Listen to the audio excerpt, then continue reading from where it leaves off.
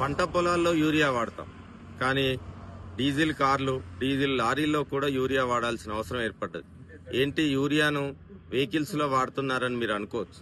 మనం ఇక్కడ ఒక లిక్విడ్ ట్యాంక్ చూస్తున్నాం, దాని పేరు డీజిల్ ఎగ్జాస్ట్ ఫ్లూయిడ్.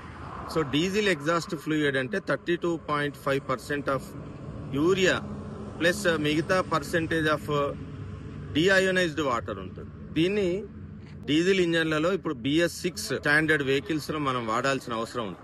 అంటే డీజిల్ ట్యాంక్ తో పాటు ఈ లిక్విడ్ ను కూడా ఒక ట్యాంక్ సెపరేట్ ఉంచుతారు.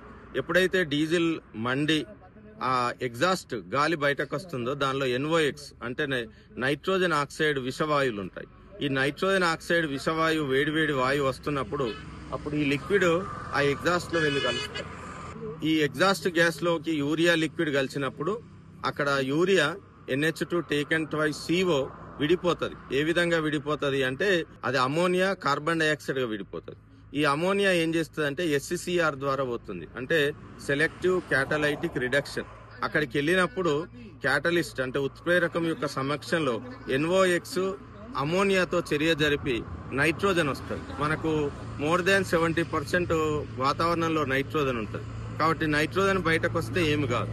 ఒకవేళ మీరు యాడ్ బ్లూను గనక కలపడం మర్చిపోతే ఆ కారు లేదా ట్రక్ ఆగిపోతుంది.